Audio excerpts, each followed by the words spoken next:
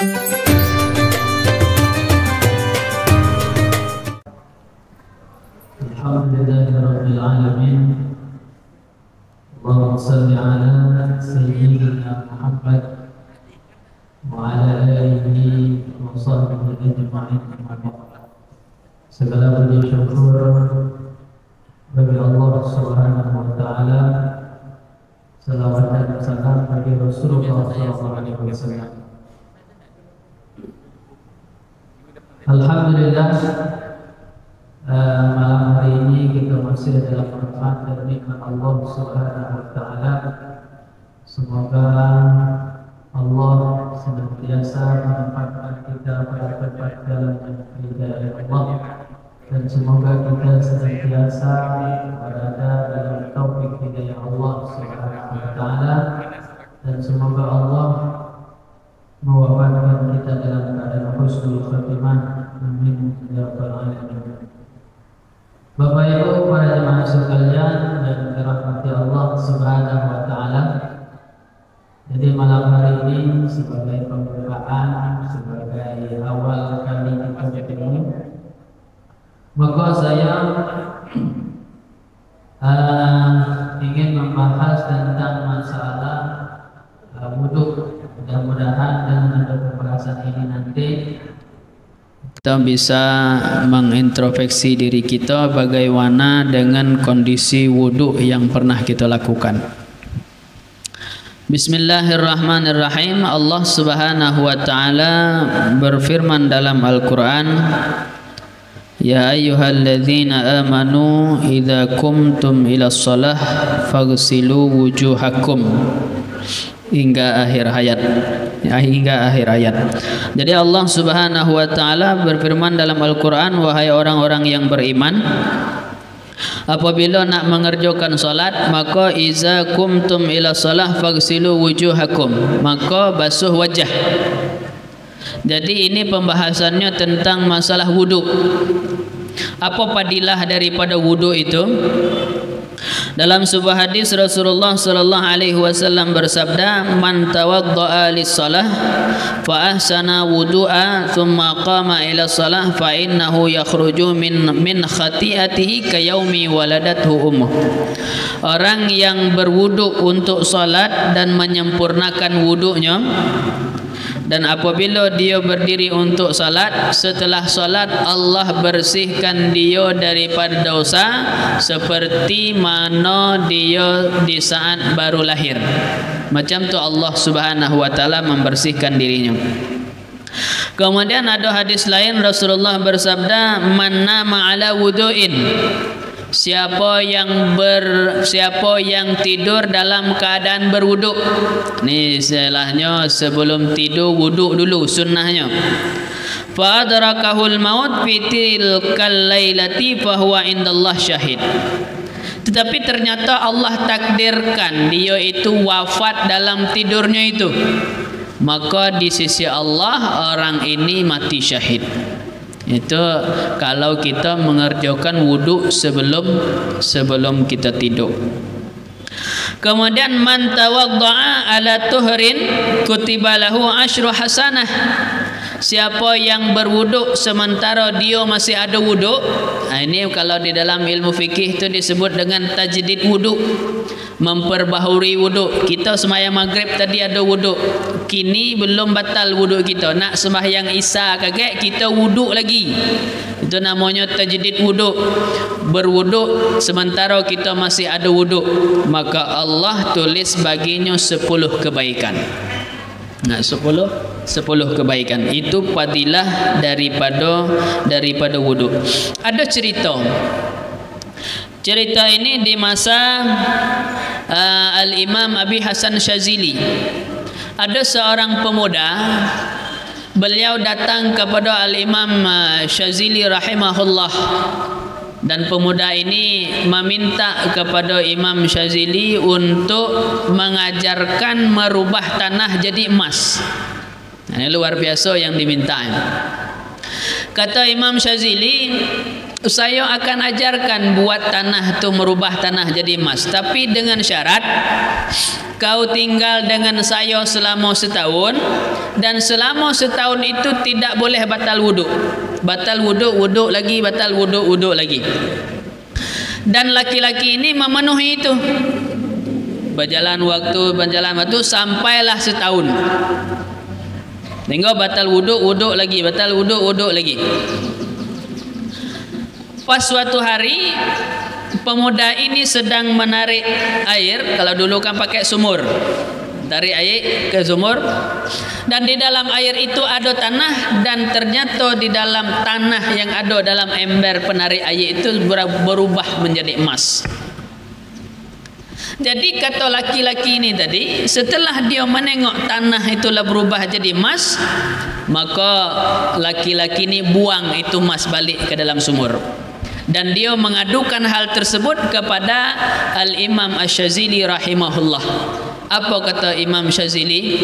Kini bukan tanah lagi yang menjadi emas, engkau yang menjadi emas. Dalam arti kata, dalam diri yang kurang sempurna tadi, karena senantiasa berwudu selama setahun tidak putus-putus, kini orang itu statusnya jadi emas, lebih berharga daripada sebelumnya.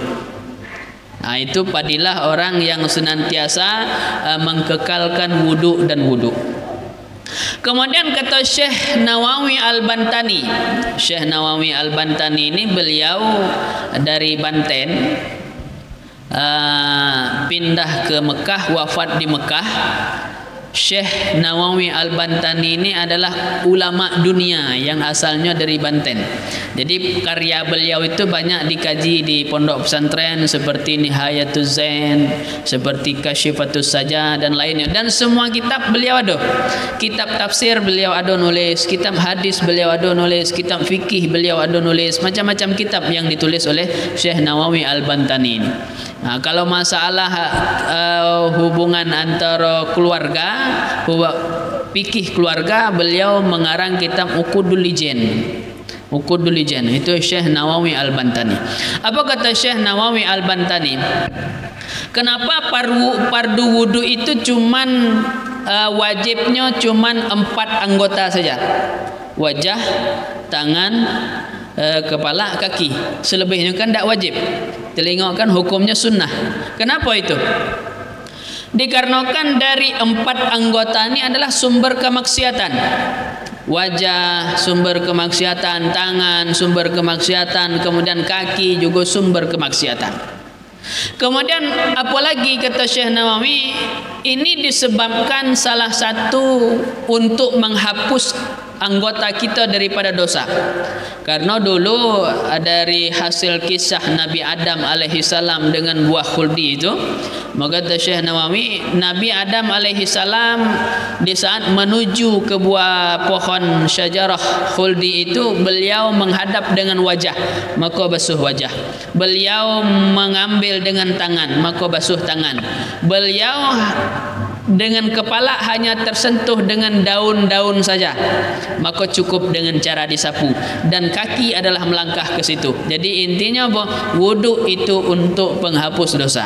Ya. Dan juga ada lagi, kenapa wudu di kepala ini cuma disapu selain dibasuh? Dikarenakan kepala ini senantiasa ditutup, jadi dosanya tidak pula begitulah.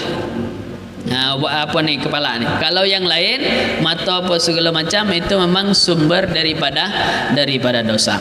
Maka oleh karena itu fardu wudu yang pertama adalah niat. Karena ini berdasarkan daripada hadis dalam kitab Arba'in Nawawi disebutkan innama a'malu binniyat. Setiap amal itu butuh niat. Dan setiap urusan itu tergantung dengan niat. Meskipun baik tapi niatnya tidak baik, maka niatnya juga tidak jadi. Maka di dalam kitab Majalisus Saniyah itu diceritakan, di yaumil akhirah ada orang yang membantah di saat diberikan buku amalannya. Dikarenakan dalam buku amalan itu ada haji, ada umrah, ada membangun masjid dan lain sebagainya. Jadi orang ini, ya Allah, ini bukan kitab saya. Saya tidak pernah umrah dah, saya tidak pernah haji dah, kok ada haji umrah. Apa kata Allah? Itu adalah catatan daripada amal engkau. Dikarenakan di saat masa engkau hidup dulu di dunia itu, engkau pernah berkata dan engkau niatkan, kalau seandainya saya punya uang saya akan umrah, kalau seandainya saya punya uang saya akan haji, kalau saya punya uang saya akan bangun masjid, dan itu niatnya benar, maka meskipun tidak engkau lakukan, tapi itu langsung ditulis oleh Allah sebagai orang yang melakukan itu. Jadi dengan niat baik-baik itu sudah mendapatkan. Maka dalam hadis Arba'in Nawawi itu disampaikan, orang yang niat melakukan kebaikan dengan niat itu saja sudah ditulis. Kalau saya niat besok subuh jamaah, itulah ditulis kita sebagai jamaah subuh. Niat kebaikan ditulis satu kebaikan. Apabila kita melakukan kebaikan yang kita niatkan, Allah tulis 10 kebaikan, bahkan berlipat ganda. Kalau keburukan, niat keburukan Allah belum tulis, tapi di saat melakukan kejahatan Allah tulis cuma 1 kali keburukan. Nah, itu rahman Allah, kasih sayang Allah. Nah, niat kebaikan dilipat gandakan di saat kita melakukan kebaikan. Maka apa itu niat? Niat adalah qasdus syai' muqtarinan bi fi'lih. Niat harus bersertaan dengan melakukan suatu perbuatan. Niat sembahyang harus di saat kita melakukan sembahyang itu. Niat wudu harus bersamaan dengan wudu itu. Kalau seandainya ada niat sebelum wudu, ada niat sebelum sembahyang, maka tidak sesuai dengan definisi daripada niat, yaitu qasdus syai' muqtarinan bi fi'lih. Tempat niat fi qalbih, dalam hati. Itu tempat niat di dalam hati, bukan dengan lidah. Kalau ada orang cuman mengucap dengan lidah tetapi tidak diniat dengan hati, maka tidak sah niatnya. Karena niat itu adalah fi qalbi, bukan bil lisani, yaitu dalam hati, bukan dalam lisan. Karena kata Imam Ruyani ini beliau hidup di tahun 410 ke atas, lahirnya 410 Hijriah. Lah lama nian dah lama nian. Kini lah 1000 berapa nih, 1400 sekian. Apa kata beliau? Di dalam kitab beliau disampaikan, mahalluha fahuwa qalbu. Tempat niat itu dalam hati, dikarenakan Allah Subhanahu wa taala berfirman dalam Al-Qur'an, "Wa ma umiru illa liya'budullaha mukhlishina lahuddin." Surah Al-Bayyinah ya. Surah. Karena di sini Allah perintahkan beramal itu harus dengan ikhlas. Ikhlas itu dalam hati, tidak ada ikhlas perkataan, tidak ada ikhlas di luar daripada hati. Maka dikarenakan ikhlas mukhlisin di sini disebut, berarti harus niat itu fi qalbi, tidak bil lisani. Tetapi melafazkan daripada niat sunnah, hukumnya sunnah, kata Imam Ruyani, hukumnya sunnah. Maka beliau menyampaikan, wa talaffaza bil lisani fa huwa kamal. Melafazkan niat itu bagus. Wa innu fi biqalbi wa lam yatalaffaz bil lisani jaza. Kalau seandainya kita tidak melafazkan cukup dalam hati, maka boleh. Maka membaca nawaitul wudu'a misalnya, nawaitu raf'al hadasi, itu hukumnya sunnah. Kalau kita tak baca itu juga tak apa-apa. Sama dengan sembahyang, usalli fardal maghribi, usalli fardal isya'i, membaca melafazkan niat sebelum takbir, hukumnya sunnah. Kalau kita tak baca juga tak apa-apa. Nah, karena hukumnya sunnah. Karena yang wajib niat itu adalah di dalam hati. Maka bagaimana pendapat para mazhab tentang melafazkan niat itu? Menurut daripada mazhab Imam Hanafi menyebutkan mahalluha qalbu fa in nutika biha. Kalau seandainya kita ucapkan niat, kita lafazkan niat, maka kita sudah melakukan 2 kebaikan, yaitu beramal dengan hati dan beramal dengan lidah. Yang ada pendapat ulama yang mengatakan yaitu adalah Imam Maliki. Apa kata menurut mazhab Imam Maliki? Boleh talafuz tetapi lebih bagus tidak melafazkan. Kalau mazhab Imam Hanafi, Imam Maliki, Imam Syafi'i sunnah melafazkan niat. Usalli fardhu subhi sunnah, nawaitul wudu sunnah hukumnya. Tapi kalau menurut mazhab Imam Maliki tidak sunnah. Boleh hukumnya talafuz tetapi lebih bagus tidak melafazkan itu niat. Nah, itu tentang masalah lafaz niat.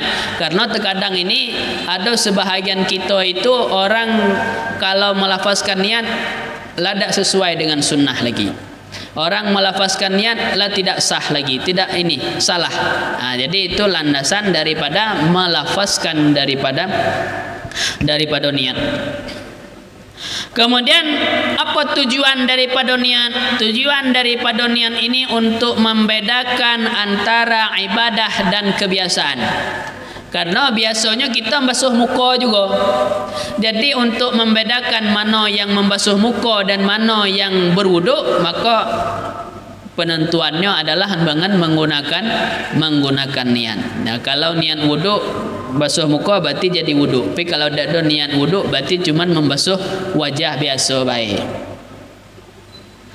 Kapan waktu niat? Waktu niat adalah di saat permulaan membasuh wajah. Jadi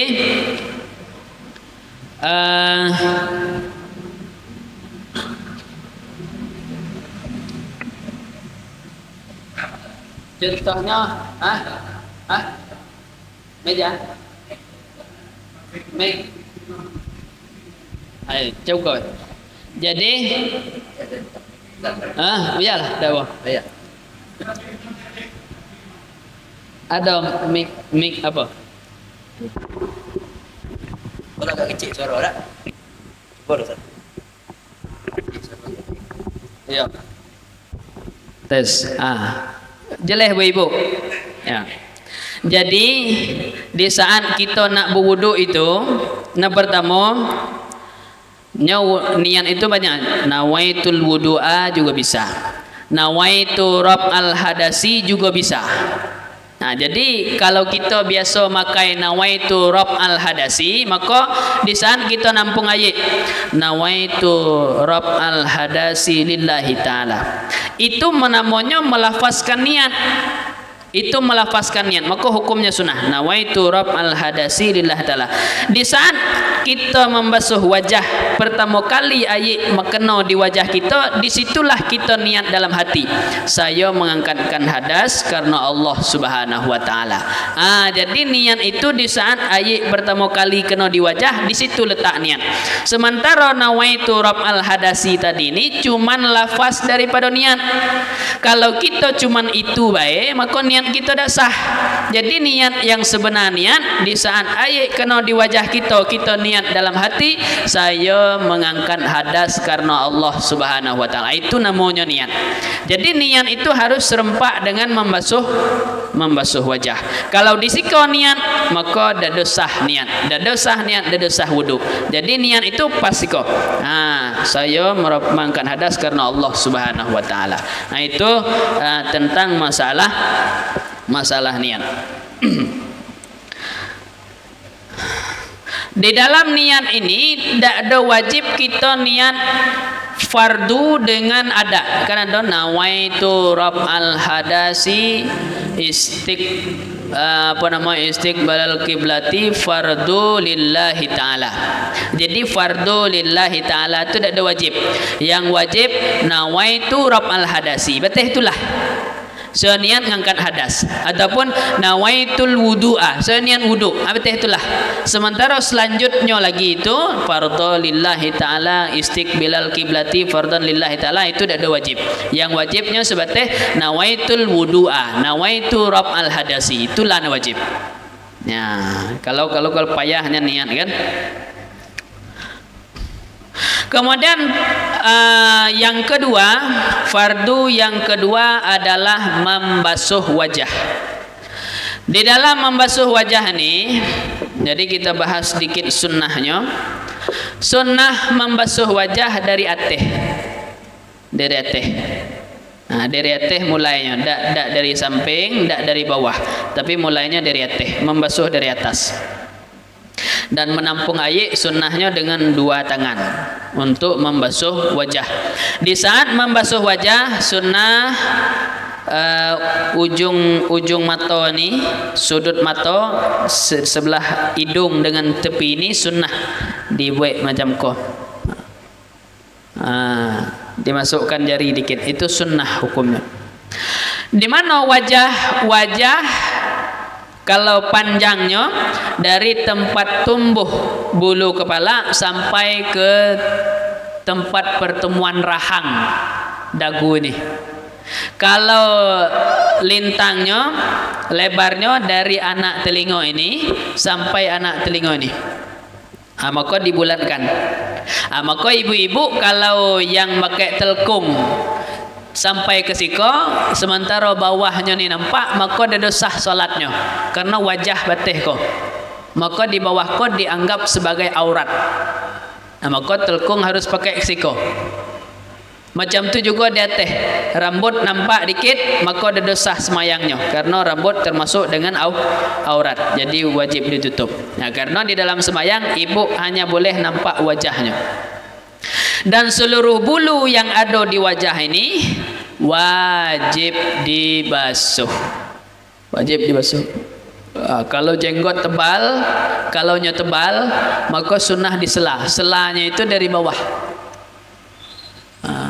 Macam ni cara membasuhnya tu, dari bawah ke atas. Kalaunya tipis dia ada payah. Kata Imam Ghazali, di saat kita membasuh wajah ni sunnah kita membaca doa Allahumma bayyid yauma tubayyid wujuh wa tusawwad wujuh. Ya Allah, putihkanlah wajahku pada hari engkau putih dan engkau hitamkan wajah. Itu doa di saat membasuh wajah. Itu kata Imam Ghazali, sunnah hukumnya membaca itu doa di saat membasuh wajah.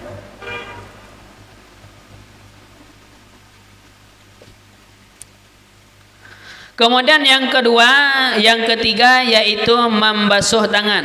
Jadi di dalam dalilnya tetap ayat yang pertama tadi itu dalam surah Al-Maidah, ya ayyuhalladzina amanu idza kuntum ila shalah. Itu tetap ayatnya itu karena itu sudah serangkai di situ. Faghsilu wujuhakum wa aydiyakum ila marafiq wamsahu bi ru'usikum hingga akhir ayat. Yang selanjutnya yang ketiga yaitu membasuh dua tangan. Di dalam membasuh dua tangan, kiri kanan hukumnya sunnah. Mendahulukan kanan dulu sunnah dengan yang kiri. Dalam arti kata kalau kita kiri dulu juga tidak apa-apa, sah itu wudu, tapi sunnahnya kanan dulu baru kiri. Dan di saat membasuh ini sunnah dimulai membasuh dari ujung jari sampai ke sini. Jadi basuhnya ke siku, tidak dari sini ke sini, basuhnya dari ujung ke sini.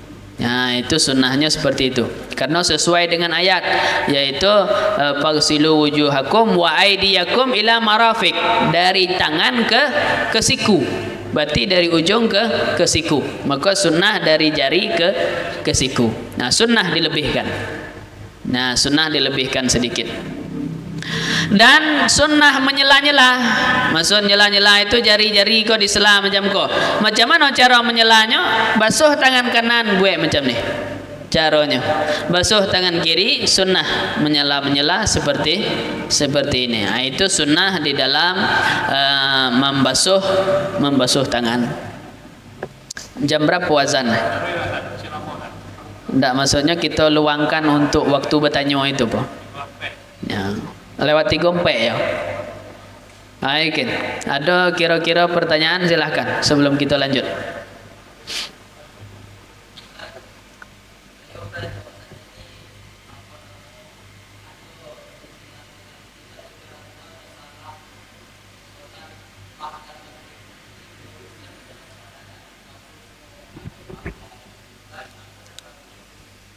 Ba'da maghrib sunnah. Qobliyah. Kalau tentang masalah qobliyah maghrib, kalau kami dulu di pondok ada. Duduk pondok ada. Jadi maksudnya begini. Qabliyah maghrib ini tetap sunnah tetapi tidak termasuk dalam sunnah muakkad dia. Ya, tetap sunnah tetapi tidak termasuk sunnah muakkad. Dalam arti kata boleh juga kita melakukan. Kalau tidak salah itu pendapatnya Imam Nawawi. Pendapatnya Imam Nawawi tetap sunnah. Sama lagi. Pendapat Imam Nawawi yang masyhur dengan kita kan kalau sudah zuhur itu makruh bersiwak, makruh sikat gigi. Kalau menurut Imam Nawawi tidak makruh, boleh. Nah, jadi qabliyah maghrib tetap sunnah dia, tetapi dia tidak termasuk dalam sunnah muakkad. Nah, itu baik. Dah.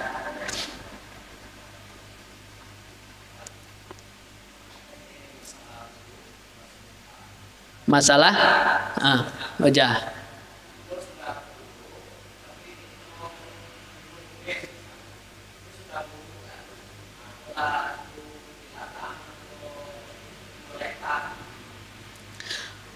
Boleh-boleh saja.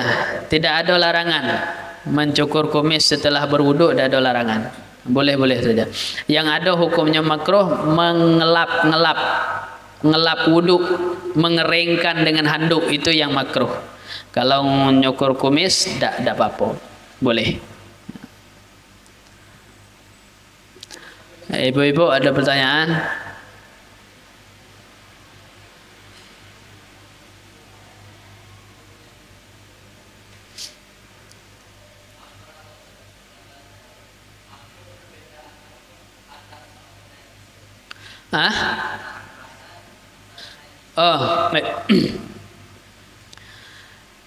Hadas dengan najis bedanya, kalau najis harus dibersihkan ainnya, dan cara pembersihannya harus pada tempat yang terkena najis. Misalnya kita kena najis di sini, maka bersihnya juga di sini. Tetapi hadas dia najisnya tidak terlihat, dan cara pembersihannya bukan pada tempat sumber hadas. Kita berhadas sebab keluar angin. Cara membersihkan itu, mensucikan itu dengan cara berwudu. Nah, jadi cuman bedanya antara kaifiat membersihkan saja.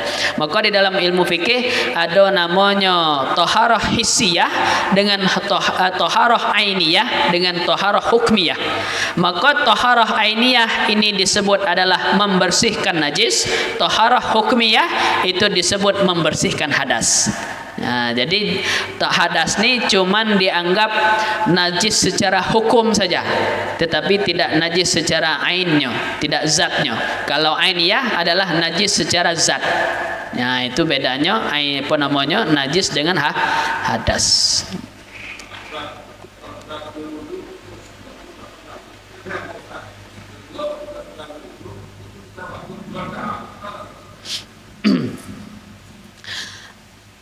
Ngopi tadi ya. Ya. Yang membatalkan wudu itu ada beberapa macam. Yang pertama seperti keluar sesuatu daripada dua jalan, dari depan belakang, kubul dan dubur kita. Apa baik yang keluar? Apa baik yang keluar? Keluar emas daripada dubur kita, batal juga wudu. Pokoknya apa baik? Keluar kopi, batal wudu. Ya, apa benda keluar batal wudu. Yang kedua adalah dengan sebab hilang akal. Baik dengan sebab mabuk ataupun gila ataupun tidur, itu batal wudu.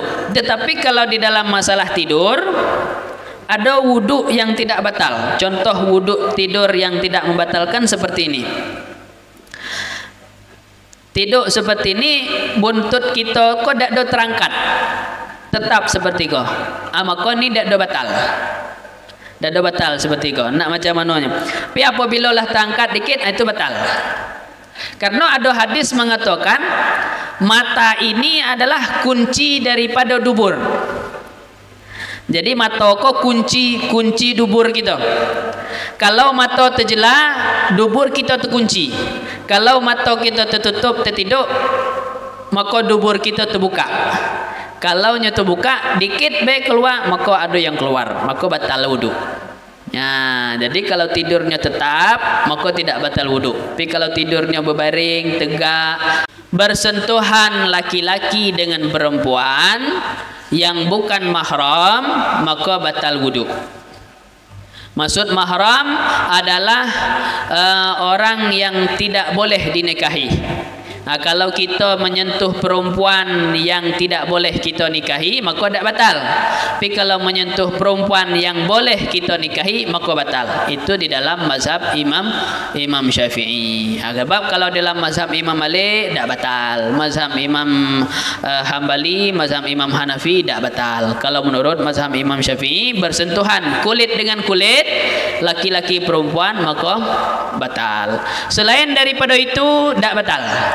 Ya, keluar dahak kah, terkena tai cicak kah, tidak ada batal.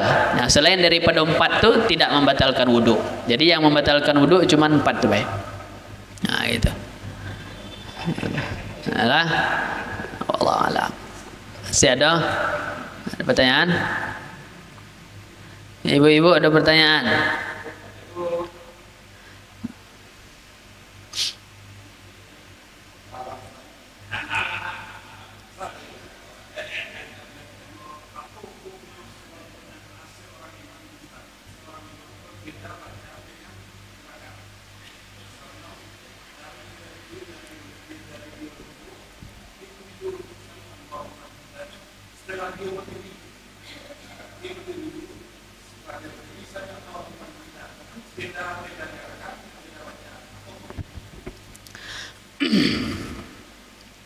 Kalau masalah sunnahnya tidak apa-apa, tapi yang bermasalah kakek berpindah rukun kauli.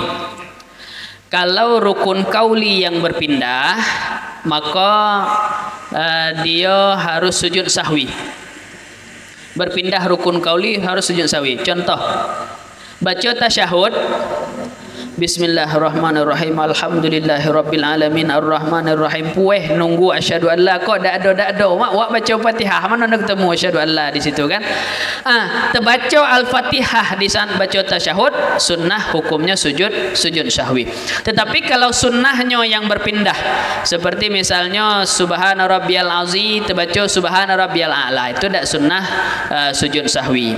Nah, itu tidak membatalkan salat seperti itu. Cuman sebagai imam, makanya di dalam memilih imam itu harus orang yang ahlul fikih, mengerti tentang hukum fikih, mengerti tentang solat itu macam mana, itu harus tahu, karena itu ibadah yang harus sesuai dengan ilmu. Makanya di dalam gerakan itu membaca takbir, itu dinamakan dengan takbir intikal, itu harus yang pertama, jangan sampai kita membaca takbir itu bisa menyebabkan makmum mendahului kita. Macam mana? Allahu Akbar, dia lebar lah selesai tapi nya belum ruku, ini berakibat bisa dulu makmum dari kita. Maka harus disesuaikan, kira-kira barnya selesai kita sampai di situ. Allahu Akbar, sampai sini ini bar, bangun jantulah sami Allahu liman hamidah, tegak dahnya selesai.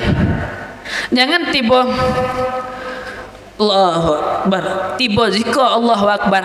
Itu namanya peletakan daripada takbirnya tidak sesuai. Maka itu diukur. Kalau nya panjang jaraknya, panjang takbirnya, dari berdiri ke ruku sujud ke panjang. Kau dak Allahu Akbar, dipendek nian, panjang dikit. Karena kenapa ada takbir intikal itu, kenapa ada takbir perpindahan itu, supaya menjaga hati ini jangan sampai diingat kepada benda yang lain. Makanya di setiap gerakan itu harus diiringi dengan zikir. Allahu Akbar. Jadi sepanjang awak itu ada nama Allah tersebut. Kalau nak tiba sini baru nyebut Allahu Akbar. Itu tidak sesuai dengan sunnahnya. Tapi yang membatalkan itu tidak, cuman tidak sesuai dengan sunnahnya. Gitu.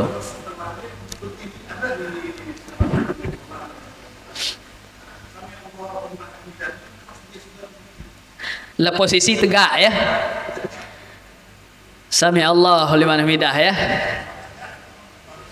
Ya. Itu hukumnya tidak sesuai dengan sunnah, tapi tidak membatalkan sholat. Karena itu hanya sunnah. Kan takbir intikal itu hukumnya sunnah, tidak termasuk rukun. Maka tidak membatalkan sholat. Cuman tidak sesuai dengan sunnahnya baik. Itu. Wallahu alam. Ya.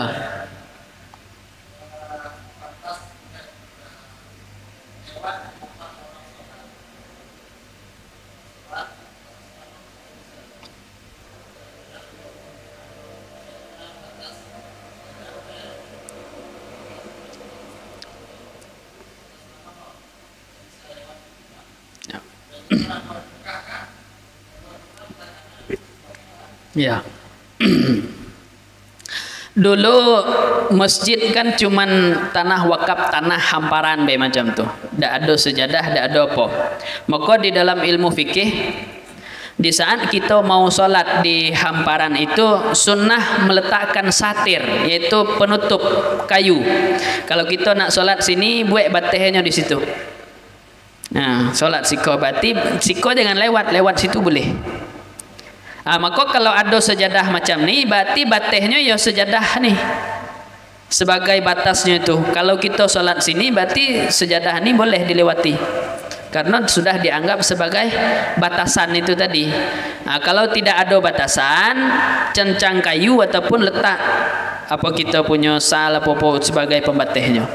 Kalau kita punya sejadah, ya sejadah itulah pembatihnya. Kalau ganti sholat sini, berarti siko yang tidak boleh lewat. Sini boleh karena batasnya sudah dianggap itu. Sejadah itulah batihnya lagi. Gitu. Ya, Pak.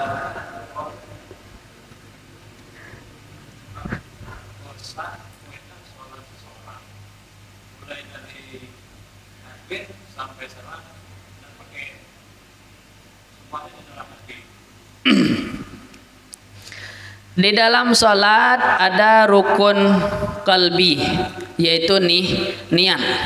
Ada rukun kauli seperti Al-Fatihah, seperti At-Tahiyat, itu rukun kauli.